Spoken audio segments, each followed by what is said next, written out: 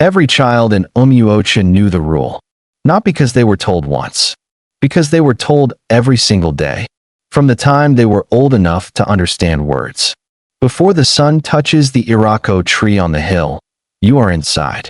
Not near the door, not on the veranda, inside, with the door closed, with the windows latched, with your eyes away from the outside. No exceptions, no delays. No, let me finish this game first. No, just 5 more minutes. The moment the shadow of the Iroko tree reached the stone circle at the edge of the village square, every child in Umuocha had to be inside a house. Every child, every night, for as long as anyone could remember. The adults could be outside until proper dark. The old men could sit at their evening fires until the stars were fully showing. But the children had to be in. Nobody asked why. Nobody asked because there was an answer that everyone gave, an answer that the grandmothers told in the same words every time. That was how you knew it was old, when the words never changed. They said, "There is something in this village that wakes at dusk, something that has an agreement with the elders, an agreement made before your grandfather's grandfather was born, an agreement that protects the children as long as the children obey." And the children obeyed. Until the night one child did not. Until the night one child decided that the rule was old and the stories were just stories, and the Iroko's shadow was just a shadow. Until the night Ikenna Eze stayed outside. And what happened to Ikenna Eze? What came for him in the dark? And what it showed him was not what anyone in that village had expected, was not the monster they had been warned about, was something worse, and something better, at the same time, in a way that changed Umuocha forever. If your skin just moved, if something about a village rule and a shadow and an agreement made before memory started touched something old and real inside you, hit that like button right now. Subscribe to this channel because we carry the stories that your grandparents told when the fire was low and the children were supposed to be asleep. Subscribe right now. Drop in the comments where you are watching from. Every city, every country, every person who grew up with a rule they were never fully allowed to question. Drop your location. And now let us go back, all the way back, to Umuocha, and to a boy named Ikenna. The village of Umuocha sat in the hills of Enugu State, not easily found, not on major roads, the kind of village that required a specific decision to visit. You did not pass through Umuocha on your way to somewhere else. You went to Umuocha because you were going to Umuocha. The village was small, perhaps 300 souls, perhaps slightly more. The kind of small where everyone knew everyone's family history and everyone's walking style and the particular sound of every compound gate. The hills around Umuocha were dense with forest, old forest, the kind that has been there longer than the people, the kind whose trees have names, not just species names, actual names, names given by the earliest people who came to this place and made agreements with the things that were already there. The Iroko on the hill had a name. Everyone knew the name. Nobody said it out loud, not since the agreement. The agreement that had been made by the founding elders, the one that protected the children, as long as the children obeyed. Ikenna Eze was 14 years old. He was the kind of boy who noticed things, not the obvious things, the specific things, the things that did not quite fit. He had been noticing the rule for 14 years, or more accurately, for the last 3 years, since he had developed the particular habit of noticing things that did not fit and asking questions about them. He had asked his mother. His mother, Adora Eze, had given him the grandmother answer, the words that never changed. Something in this village that wakes at dusk. He had asked his father. His father, Chukwueze Eze, had given him a different answer. His father had said, "There are things older than explanation, Ikenna. The rule is the rule because the rule has always been the rule." Ikenna had said, "That is not an explanation." His father had said, "Some things do not need your explanation. They need your obedience." Ikenna had said, "Why?" His father had said, "Because the cost of disobedience is not yours to pay." Ikenna had not understood this. He had not understood it at 10. He had not understood it at 11. He had not understood it at 12. At 14, standing at the edge of the village square in the late afternoon, watching the Iroko's shadow creep toward the stone circle, he understood it. Or rather, he thought he understood it. He thought, the cost of disobedience is probably nothing. Probably a story. The kind of story adults tell children to manage behavior. The kind that has no real basis. He had been reading books from the secondary school library. Books that talked about folklore as cultural construction. About superstitions as the pre-scientific mind's attempt to explain the natural world. About how rules maintained through fear are rules that deserve to be questioned. He had absorbed these ideas the way 14-year-olds absorb ideas that feel like liberation. Completely. Without nuance. With the absolute conviction of someone who has found the key to the thing that was always locked. He stood at the edge of the village square. He watched the shadow move. He thought, tonight. His best friend was named Samachi. Samachi Yudo. A girl from the next compound. They had been friends since they were 4 years old. The kind of friendship that does not require explanation because it predates the ability to explain. She was the only person he told. Not because he wanted her to come. Because he could not keep the plan to himself. He told her on the afternoon before. He said, I am going to stay outside tonight. She looked at him. She said, you are going to break the rule. He said, I am going to test the rule. She said, Ikenna. He said, nothing happens, Soma. Nothing has ever happened. The rule is old. It is from a time when people explained things with spirits and agreements. It is not. She said, it is not what? He said, it is not real. The thing they say is out there at dusk. It is not real. Samachi looked at him. She was quiet for a moment. Then she said, how do you know? He said, has anyone ever actually seen it? Has anyone ever described it? Is there any account of anyone who was outside at dusk and was actually hurt? She thought. She said, the story of old Umuocha. He said, old Umuocha is a story that old Umuocha himself tells. He says he was outside once as a child and something touched his shoulder. He says he ran inside and he was fine. That is not a credible account of danger. Samachi said, his hair turned white. Ikenna said, he was terrified. Fear can do things to hair. Or more likely, the white hair came later and the story grew around it. Samachi said, you sound like the books you have been reading. He said, I sound like someone who is thinking clearly. She said, or someone who is not thinking about the right things. He said, what does that mean? She said, it means, she stopped. She said, even if the rule is old, even if the reason is not what they say, what if there is still a reason? What if the reason is just different from the one they told us? He said, then I will find out what the real reason is. She said, or you will be hurt. He said, I won't be hurt. She said, how certain are you? He said, certain enough. She said, that is not certain. He said, Soma, I need to know. I have needed to know for 3 years. And nobody will tell me. And the books say. She said, the books are not from Umuocha. He stopped. She said, the books are from outside. They are explaining rules from the outside. Our rule is from inside. And maybe, she said it slowly, maybe the inside thing requires inside knowledge. He looked at her. He said, come with me then. She said, no. He said, if you think there is inside knowledge, come with me and let us find it together. She said, no, Ikenna. He said, why?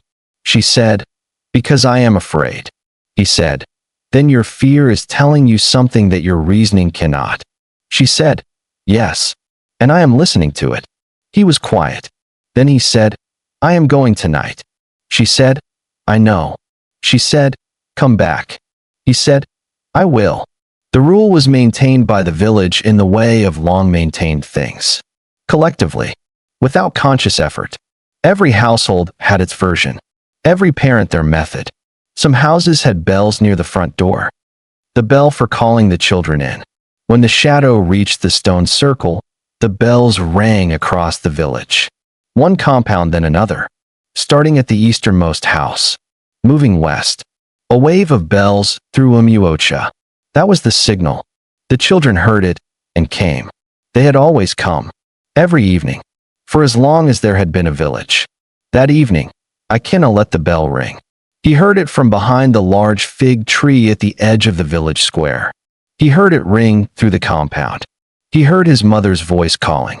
He heard her walk to the door. He heard her look out. He heard her call again.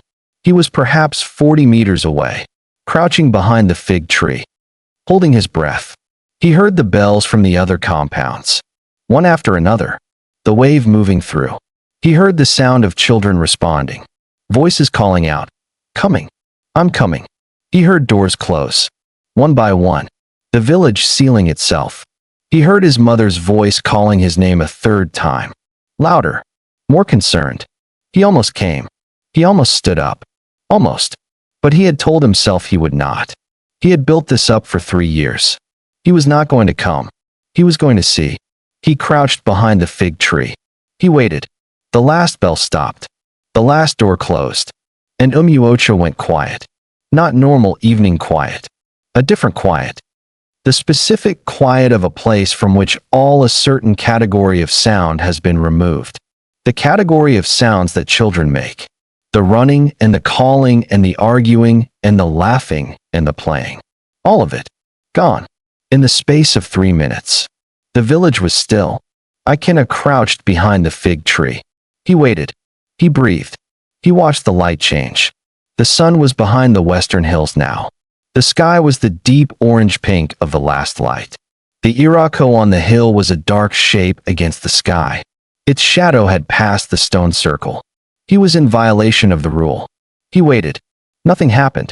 The birds were doing their evening sounds. The insects were beginning. The air smelled of wood smoke from the cooking fires. Everything was normal. Everything was ordinary. He thought. I knew it. He stood up from behind the tree. He stood in the village square. He looked around. Nothing. Empty. Normal. He walked to the center of the square. He stood there. He turned in a slow circle. Trees. Compounds. The hill. The darkening sky. Nothing. He almost laughed. He was about to turn back. About to walk home. About to spend the next 3 years saying, I was right. Nothing was there. And then, the sound came. Not from the trees. Not from the hill. From the ground. A sound like the earth breathing. Like something massive and slow and very old was taking a breath beneath the soil. Ikenna froze. Not a dramatic freeze. The freeze of a body that has just received information that the mind does not yet know what to do with. He stood very still. The sound came again. Closer. And with the sound, a feeling. Not fear. Not immediately. A feeling of being watched. Not the paranoid kind. The real kind.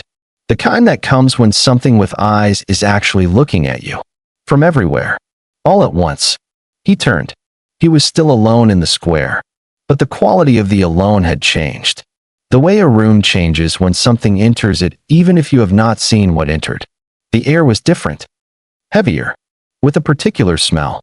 He could not identify the smell. Not rot. Not animal. Something older than both. Something that smelled like the deep inside of the earth. Like caves. Like the soil under the soil. Like the place where roots go when they are looking for water. The sound came again. And this time, he saw it. It was not what he expected. Not what any of the stories had prepared him for. Not a monster. Not a spirit of the conventional kind. It was light. A shape of light. Moving at the edge of the square. Where the trees began. Not a fire. Not a lantern. Not anything he had a category for. A shape. Like a person. But made entirely of light. The light of the deep evening sky. That orange-pink. Moving the way water moves. The way heat moves above a fire. Slowly. Without effort. Toward him. His body said, run. His mind said, stay. You came to see. Look. He stayed. The light came closer. He could feel the warmth of it. Real warmth. Not the warmth of fire. A different warmth. The warmth that comes from something alive. He could see it more clearly as it came near. The shape was not exactly a person. It was the suggestion of one. The impression. Tall. Moving. And the light around it. The light that was it. Was not one color. It moved through colors. Orange, gold, the particular deep blue that the sky gets right at the horizon. Green. He stood in the village square. And the light came to him. And it stopped, perhaps 2 meters away. And it looked at him. He knew it was looking at him. Not with eyes he could identify. With something that felt like eyes. Something that felt like attention. And then it spoke. Not with sound. Not with words that arrived through the air. With something that arrived directly. In the mind. In the chest. Like a memory you did not know you had. Returning. What it said was this. Why are you here? Not threatening. Not frightening. Genuinely asking. The way a very old person asks a question. Not because they do not know, but because they want to hear you say it. Ikenna said, out loud, his voice shaking. I came to see if it was real. The light said, and? He said, you are real. The light said, yes. He said, what are you? The light was quiet for a moment. Then it said, old. He said, older than the village? It said, older than everything in this valley. He said, are you dangerous? It said, that depends on what you mean. He said, to children. It said, I have never harmed a child. He said, then why the rule? Why must the children be inside? The light moved, not away from him, in the way that something moves when it is considering, when it is deciding how much to say. It said, sit down. He sat, in the village square, in the dark that was deepening, in the light that was the old thing. He sat, and it told him, not in the way of a story told, in the way of a memory shared. He felt it more than heard it. He felt himself in a time before, not dreaming, more immediate than dreaming. He was there, in Umuocha, before Umuocha was a name, before there were compounds and paths and the stone circle, when there was only the valley and the hills and the old forest and the things that had been there since before the first human foot touched this ground. He felt the coming of the first people, felt it the way you feel a change in weather, the presence of something new, something warm and quick and full of noise. The first family, 3 adults and 5 children, coming from somewhere else, settling in the valley, and the old thing, the light, had watched, with the interest of the very old watching the very new. The children had fascinated it most. The children were the loudest, the most alive, the most full of the particular energy that very young things carry. And the old thing had wanted to come close, not to harm, to be near that energy, the way cold things move toward warmth, not to take it, just to be near. But the old thing did not know its own size, did not know its own weight. When it came near the children could see it. And what they saw, because children see things that adults have learned not to see, what they saw was more than the light. They saw the full thing, the full ancient thing, with all its years, all its depth, the enormity of what it actually was. And they were not built to hold that seeing. Not at that age. Not yet. 3 children had been made unwell. Not hurt, but unwell in the way of someone who has seen too much of the world at once. Too much of the real world. The layer underneath the layer. They had shaken. They had gone silent for days. One had wept for a week without being able to explain why. And the first elders, the founding family, the mother especially, a woman whose name had been Chidinma, she had come to the old thing, not afraid, with the particular courage of a mother who is protecting her children from something she does not fully understand but will face anyway. She had come, and she had spoken. She had said, you are welcome in this valley. We will live beside you. We will not cut the trees you love or disturb the water you move in. But you must stay from our children until they are grown, until they can hold the seeing. The old thing had heard. It had understood. It had respected, not because it was commanded, because it recognized something in the mother, the same quality it had first seen in the children, that aliveness, that particular human aliveness, that was worth protecting. So the agreement was made. Before dark, the children inside, and the old thing would wait, until they were grown, until they could hold the seeing. And when they could, when they were ready, it would come, and it would show them what this valley actually was, what was underneath the underneath, what their ancestors had chosen to live beside. This was the agreement. This was why. Ikenna sat in the square. With the light. With the old thing. After the memory. After the feeling of all those years. He sat. He breathed. He thought about what he had just been given. He thought about Samachi's saying, maybe the reason is just different from what they told us. He thought about his father's saying, the cost of disobedience is not yours to pay. He had not understood that. Until now. The cost was not his. The cost, if the seeing broke him, was not something he could repay. It would be borne by his family. By his mother who was right now somewhere in the compound calling his name. He thought about that. He said, why are you showing me this now? I broke the rule. I am not grown enough. The light said, you asked. You came seeking. That is different from a child who stumbles in. It said, the rule was for stumbling. For the unready. For the ones who would not survive the seeing unprepared. It said, you prepared yourself. In your own way. With your books. With your questions. You have been making yourself ready for 3 years. He said, I am still 14. It said, yes. And you will carry some of this heavily for a while. Some of what I showed you will sit in you like a stone. That is the cost of seeing before your full time. He said, but it will not break me. It said, I do not believe so. But I am old. Not always accurate about young things. Something about that made him want to smile. Even there. In the dark. In the square. With the ancient light. He said, do you get lonely? The light was quiet. Then it said, lonely is a word for things that need other things. I am old enough that the word doesn't quite fit. But there is something. When I watch the village from the hill. When the evening comes, and the bells ring, and the doors close, and the square becomes still. There is something. He said, like missing?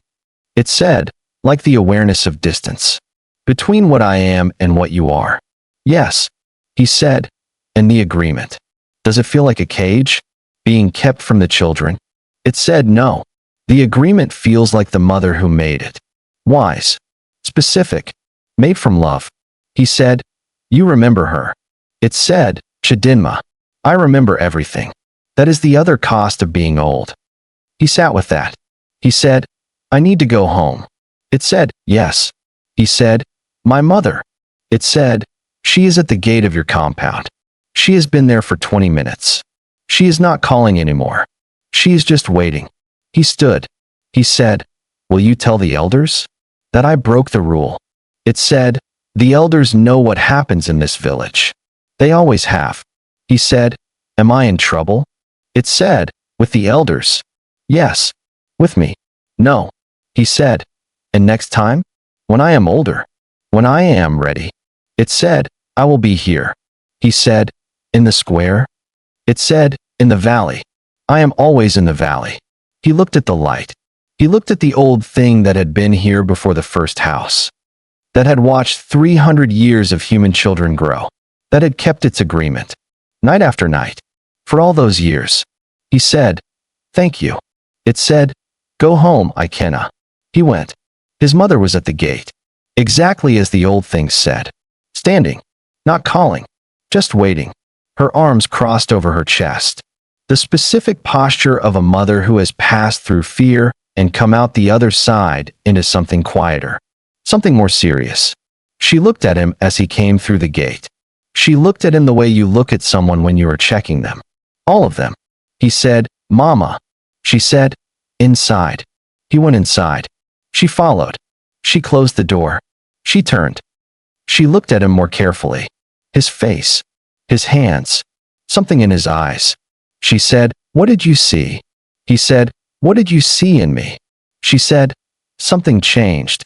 Something in your face. He said, can we sit? They sat. He told her. Not everything. Not the fullness of the seeing. That would take years to tell. He told her the shape of it. The light. What it said. The memory of Chidinma. The agreement. She listened. She did not interrupt. She did not say, I told you so. She did not say, this is what you get for breaking the rule. She listened. When he finished, she was quiet. Then she said, you were always going to break the rule. He said, you knew? She said, I knew when you were 10, that you were going to break it eventually. I hoped it would be later, when you were stronger. He said, I am not broken. She said, no, not broken. She looked at his face. But different. He said, yes. She said, your father will need to know. He said, I know. She said, the elders will need to know. He said, I know. She said, there will be consequences. He said, I know. She said, are you afraid? He said, not of the consequences. I am. He stopped. He said, I am thinking about old Umuocha. She said, what about him? He said, the story about his hair turning white. From seeing something at dusk. She said, yes. He said, he did see it. Didn't he? He saw the old thing. She was quiet. She said, that is not a conversation for tonight. He said, Mama. She said, tonight you need to sleep. Whatever you are carrying from tonight, sleep is the first thing. He said, can you tell me? She said, sleep, Ikenna. He looked at his mother, who had been waiting at the gate for 20 minutes. Without calling, just waiting. He thought about Chidinma, about the mother who had gone to the old thing, not afraid. With the particular courage of a mother protecting her children. He thought about how far back that courage went, how it was in this village from the first day. He said, I love you, Mama. She said, I know. Sleep. The elders met the next morning. 5 of them. Old men. The oldest was 91. Eze, who had been old for as long as anyone could remember, who had been born into the rule and would die inside it. They sat in the meeting hut. Ikenna's father brought him. They sat across from the 5 old men. Eze looked at Ikenna. He did not look angry. He looked like a man who had been waiting. He said, tell us what you saw. Ikenna told them. The same shape. The light. The memory of Chidinma. The agreement. When he finished, the elders were quiet. For a long time. Then Eze said, he told you about the mother. Ikenna said, he showed me. The memory. The old man said, Chidinma Ofadile. Ikenna looked at him. The old man said, she is my ancestor. Chidinma Ofadile, who came to this valley with her husband and 5 children and made the agreement that has kept this village safe for 12 generations. He said it without performance, just as a fact. The kind of fact that is so large it does not need emphasis. Ikenna said, you descended from her. The old man said, yes. He said, and the agreement. Has it always been upheld? The old man said, almost always. He said, old Umuocha. The elders exchanged looks.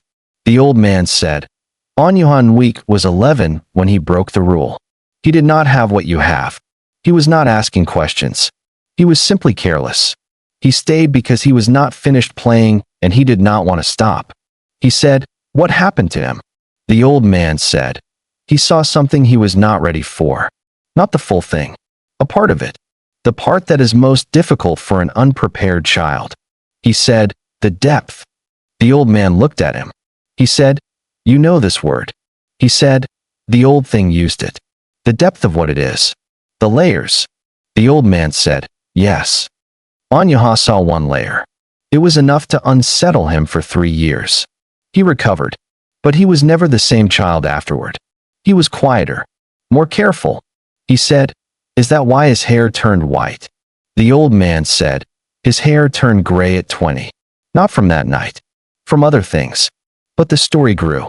As stories grow. Ikenna sat with this. He said, he saw it unprepared. I saw it. He paused. More prepared. But still not full preparation. The old man said, and? He said, and I am carrying something. Something heavy. That I don't have words for yet. The old man said, yes. He said, how long will it take to have words?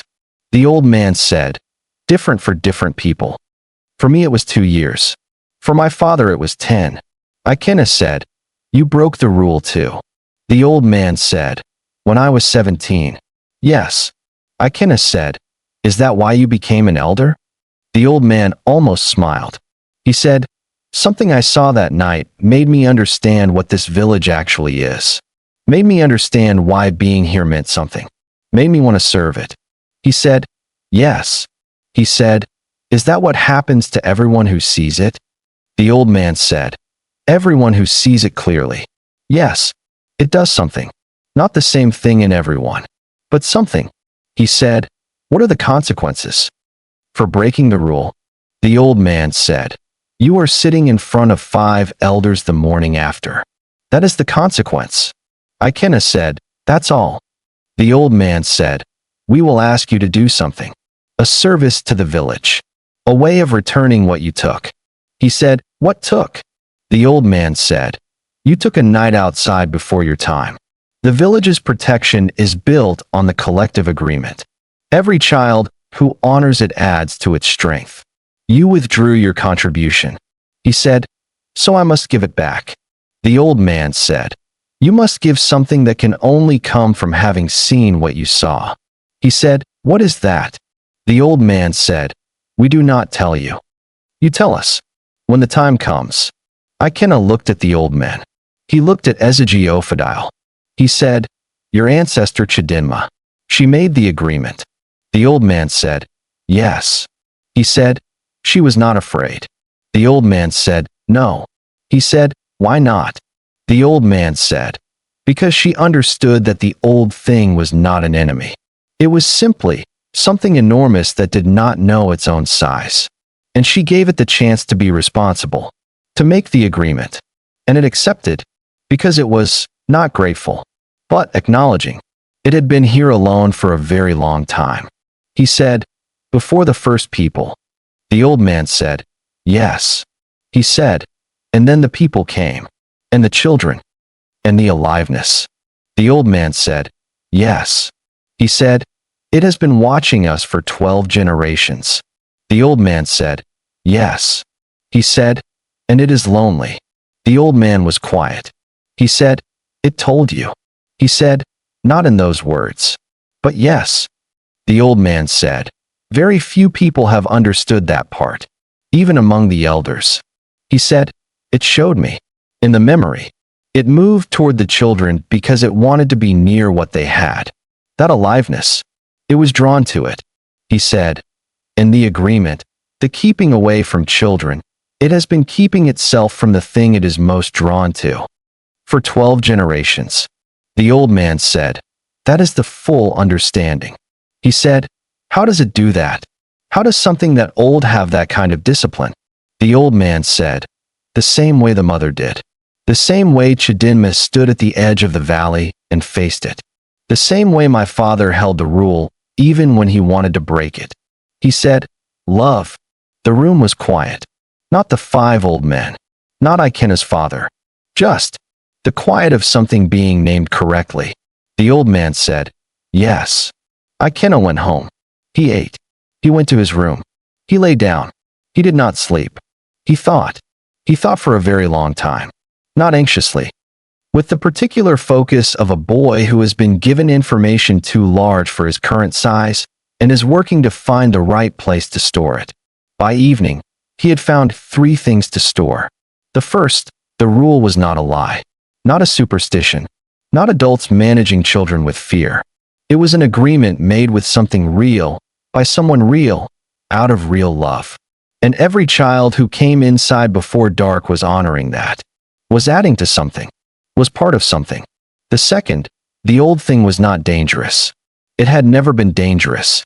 It had been lonely in the way of something that had been here alone since before the mountains had their names.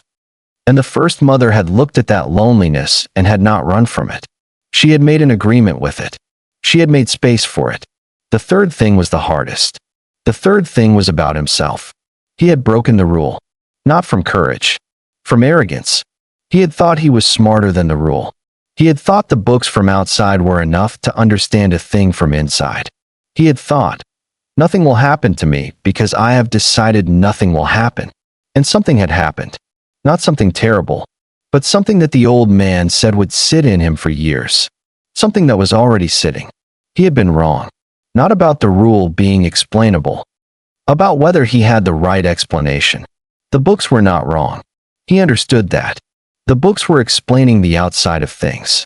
Samachi had said, our rule is from inside. Maybe the inside thing requires inside knowledge. She had been right. She had been right, and he had been arrogant, and he had gone anyway. And the consequence was this weight.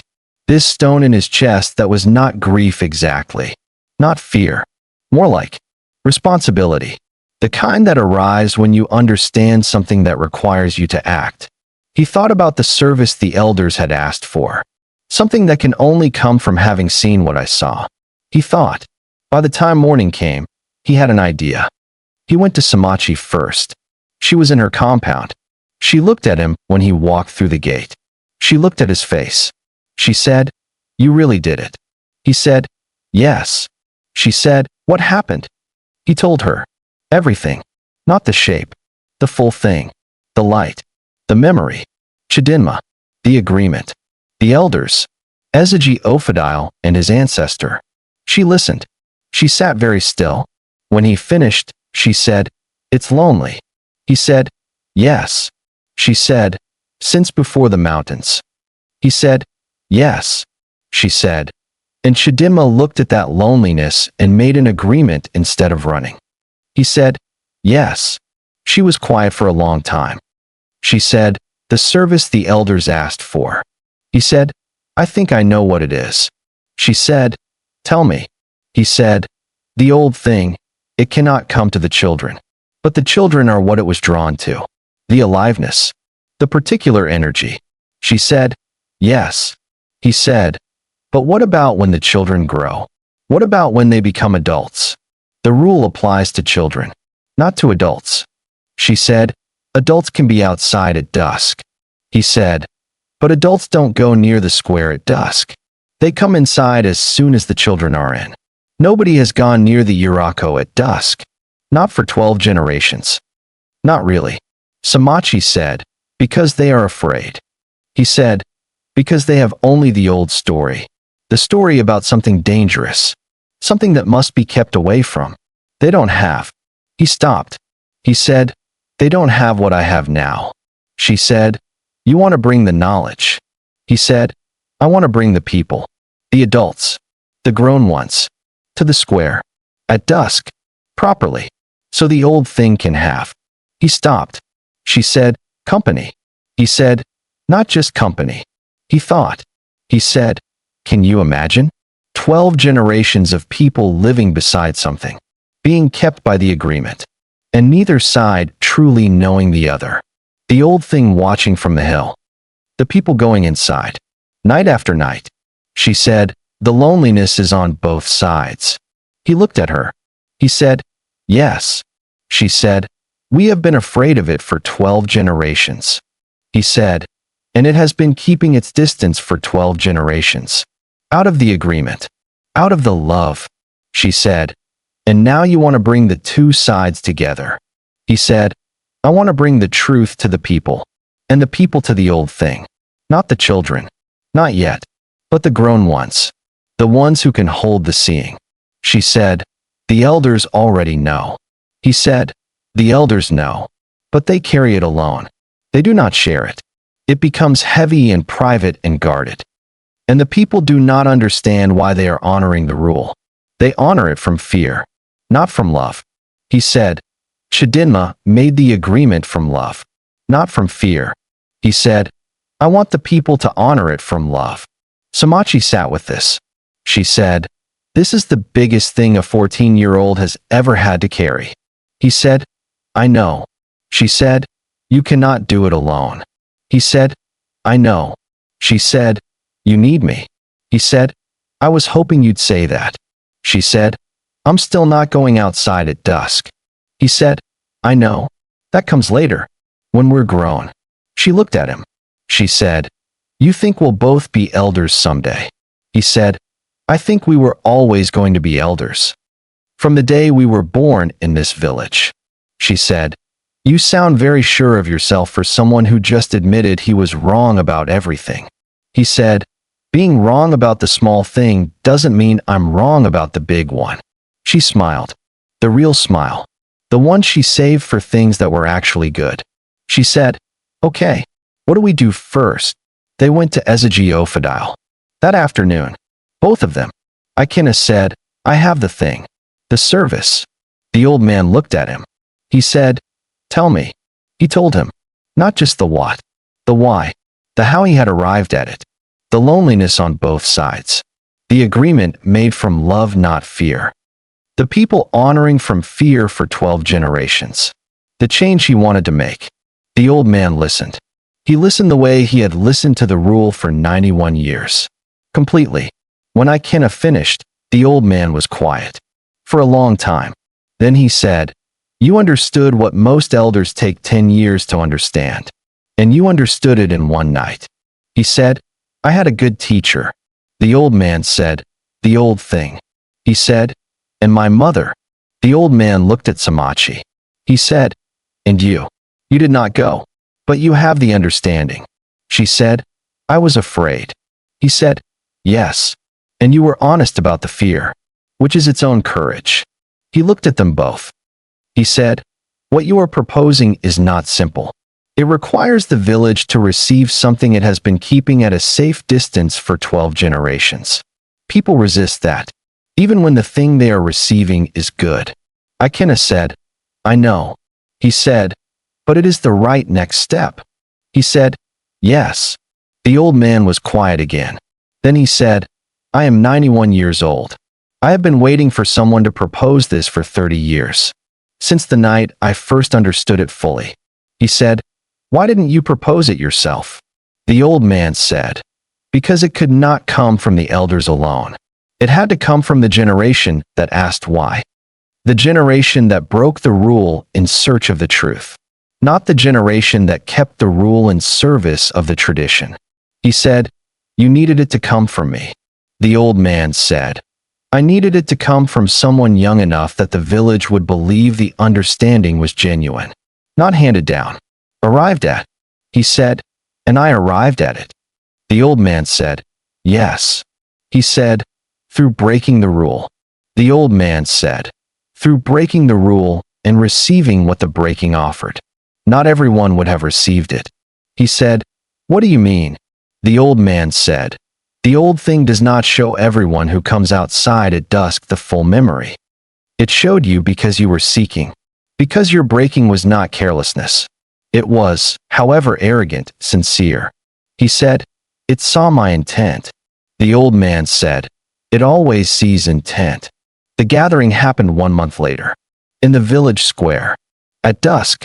For the first time in 12 generations. Not all the adults. The elders first. And the families who were ready. And 2 14-year-olds who stood at the edge and watched. The elders told the story. Not in the old words. In new words. The full story. Chidinma. The agreement. What the old thing actually was. What it had been watching. What it had been keeping from the children out of love. Not threat. Love. The village listened. Not without fear. Not without difficulty. But with the particular attention of people receiving something that explains something. Something they have always wondered about. Something they have always honored without fully understanding. Some of them wept. Not from grief. From the specific emotion that comes when a truth you have been living with is finally named. When a thing that has been in the background of your entire life steps forward and becomes clear. The old thing came. At the moment the shadow reached the stone circle. It came to the square, where adults stood, not children, where grown people who could hold the seeing waited. The light came, and the village saw it, for the first time, together, not with terror, with the awe that is appropriate, the awe of 12 generations of trust confirmed, of an agreement honored from both sides, of a loneliness that was finally, after 300 years, received. Ikenna stood at the edge. He watched. He felt the stone in his chest. The weight the old thing said he would carry. He felt it. But it was not only heavy. It was also warm. The warmth of something that needed to happen. Having happened. The warmth of a right thing. He went to his mother afterward. She was in the compound. She had not gone to the square. She said, "How was it?" He said, "Right." It was right. She said, "Your grandmother would have gone." He looked at her. She said, "My grandmother. She was an elder. She always said the rule would change someday. When the right person asked the right question in the right way." He said, "She knew?" His mother said, she felt it. The way some people feel things. He said, why didn't she propose the change? His mother said, for the same reason old Ezeji didn't. It had to come from somewhere else. He said, from the generation that asked why. She looked at him. She said, yes. He said, Mama, were you afraid? When I was outside last month. When you were waiting at the gate? She said, yes. He said, more afraid than you have ever been? She said, yes. He said, and yet you waited. You didn't come after me. She said, no. He said, why? She was quiet. She said, because I knew if I came after you, you would never understand the cost of choosing well. I could protect you from that night, but not from yourself. And the yourself was the thing that needed protecting from. He said, the arrogance. She said, the assumption that the outside knowledge was enough for the inside truth. He said, Samachi said that. That night. She said, smart girl. He said, she was right. His mother said, she often is. He said, I'm going to make it right with her. His mother said, how? He said, by listening the next time she says something I want to disagree with. His mother smiled. He said, Mama. She said, yes. He said, the old thing. The agreement. The love that Chidinma had when she made it. She said, yes. He said, I think I understand what Papa meant now. About the cost of disobedience not being mine to pay. She said, tell me. He said, if something had gone wrong that night. If I had been unprepared in the way Anyuha was. If I had been made unwell. The cost would not have been mine alone. It would have been yours. And Papa's. And Samachi's. And the village's. He said, the agreements we inherit are not just rules. They are love made practical. The love of people who came before us, protecting us in the only way they could. Through the asking and the keeping. She looked at her son. Her 14-year-old son. Who had gone outside at dusk and come back different.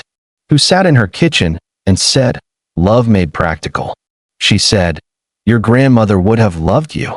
He said, I think I would have loved her too. The rule did not disappear. That was important. The rule remained. Children still came inside before the shadow of the Iroko reached the stone circle. The bell still rang.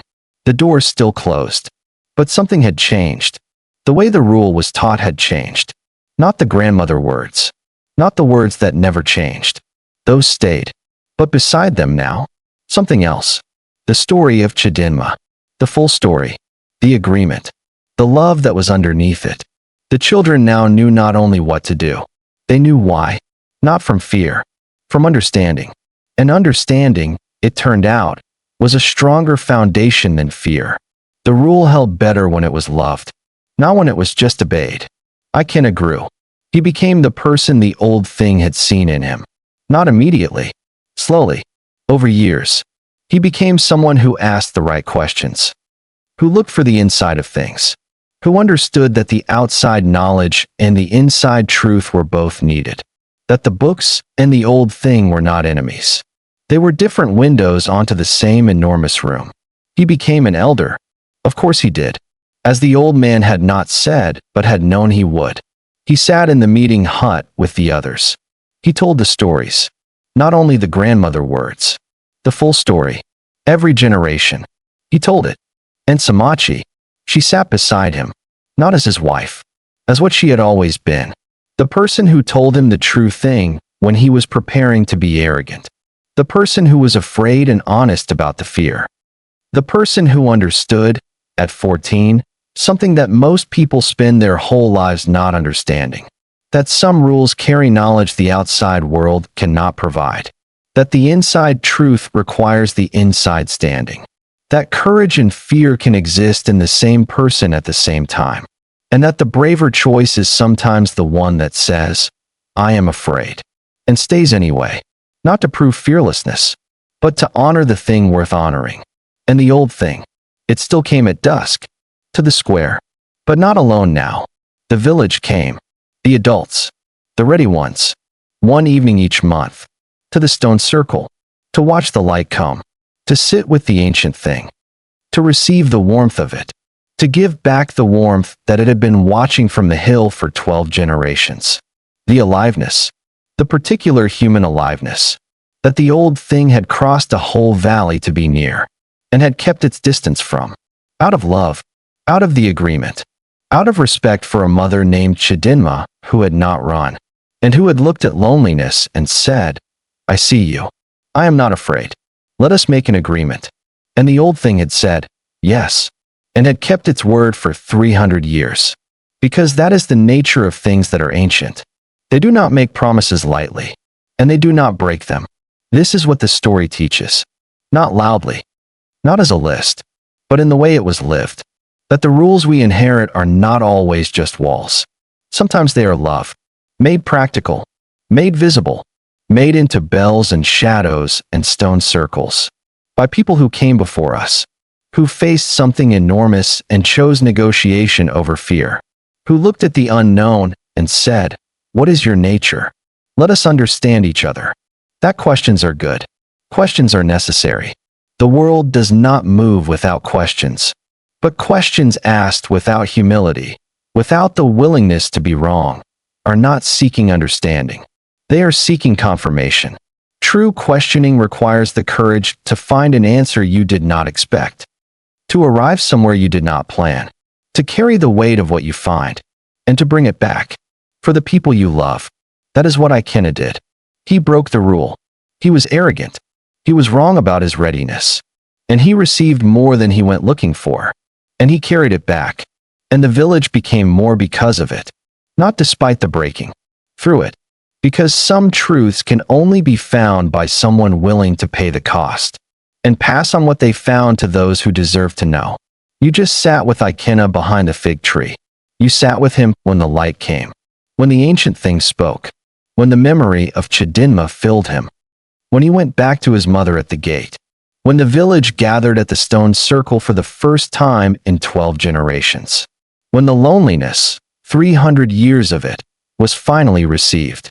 And if something in you moved just now, if the Iroko's shadow reached something inside you, if the bells of Umuocha rang in a place that has nothing to do with hearing, then you already know why this channel exists. Because we carry these stories. The ones from inside. The ones that require inside standing to understand. The ones your grandmother started at the fire before the wood burned down. The ones about ancient agreements and brave mothers and lonely things on hills. The ones that explain why some rules are not rules at all. They are love, made into something you can follow. Made into bells. Made into shadows. Made into the instruction, be inside before dark. Not because something will hurt you, but because something loves you. From a distance. And is honoring that. Night after night. For 300 years. These are the stories we tell here. And we need you here to hear them. Subscribe right now. Not for the algorithm. For the next Ikenna who needs to hear that questioning is courage. For the next Samachi who needs to hear that admitting fear is wisdom. For the next mother waiting at the gate who needs to hear that love sometimes looks like not coming after. For every village that has a rule nobody has explained properly. For every ancient agreement that is holding together something beautiful.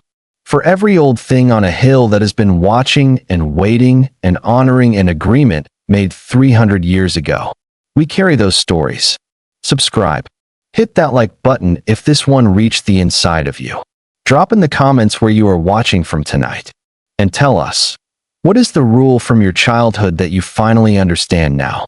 The one that made no sense at 14 and makes all the sense in the world today? Tell us. In the comments. Right now. Because the answers will be more interesting than any story we could write. Subscribe. Come back. We will be here. With the next village. With the next ancient thing. With the next child who asks why. And the answer that changes everything. Before the shadow reaches the stone circle. Come inside. Not from fear. From love.